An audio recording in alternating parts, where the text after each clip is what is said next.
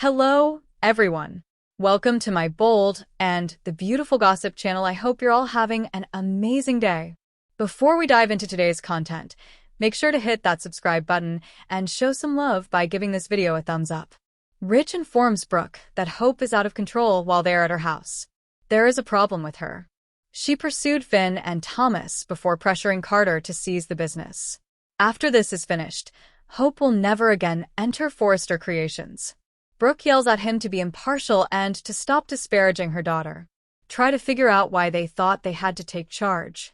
Rich finds it incomprehensible that she would stand up for Carter and Hope.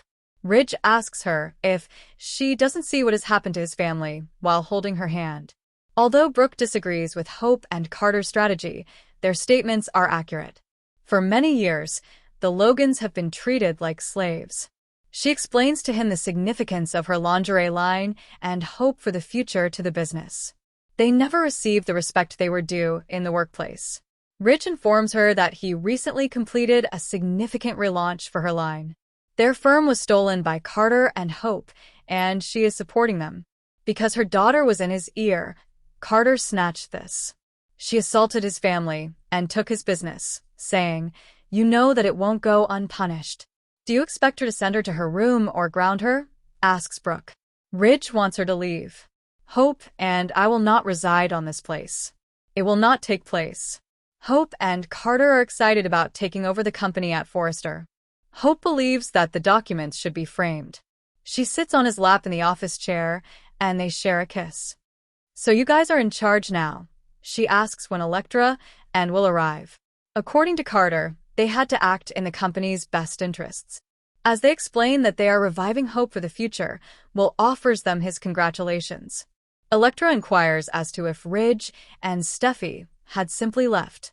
Although they're unsure, Hope reassures her that the jewelry line won't be impacted. Being a Forrester, Elektra thinks this seems strange because Steffi was always so nice to me. When Steffi informs Taylor that Carter's coup was successful, Taylor is devastated at the Cliff home.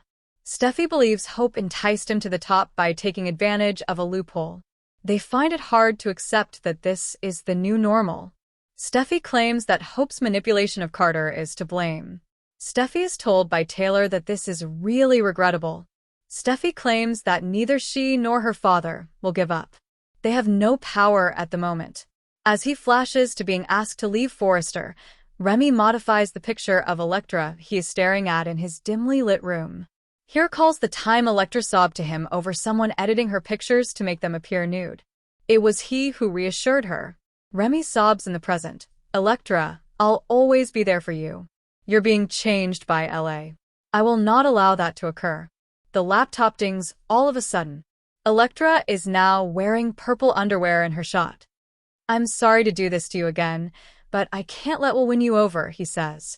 Will is asked by Elektra in the Forrester salon if this is still known as Forrester Creations.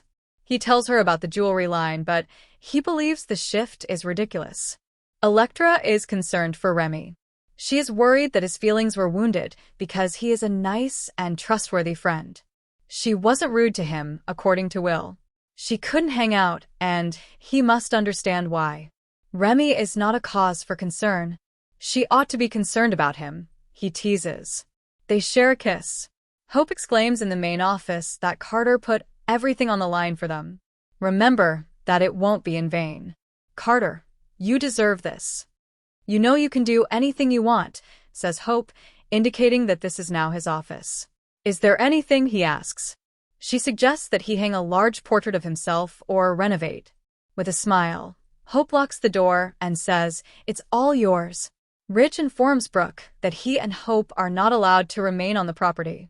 She takes advantage of others to achieve her goals. It's Carter now, Liam, Thomas, and Finn. What is the truth if that isn't it? Is she merely a useless slut? Who is she? Gawping, Brooke asks, "What? Like her mother, a slut?"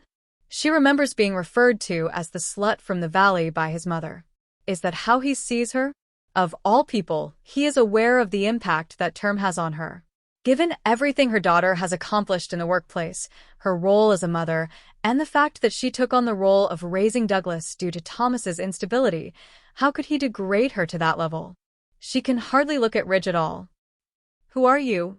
In response, Ridge asks, "Who are you?" "You're standing up for someone who hurt me. You ought to be standing up for me. Hope and I won't be staying here. Hope and Beth will not be forced to leave their own home by Brooke.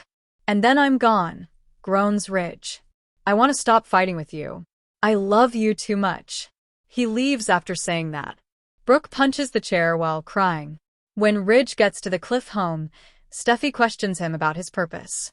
They had a lot to discuss, and they both agree that the day was awful. Ridge claims that he told Brooke that Hope was at fault, but she is still standing up for her. It was a heated argument. As Ridge explains that he left Brooke and refused to reside on the same property as Hope, Taylor comes out of the adjacent room. Steffi is aware of his pain, but the Logans are to blame. Hope's mother is allowing her to care just about herself. Brooke is not on his side.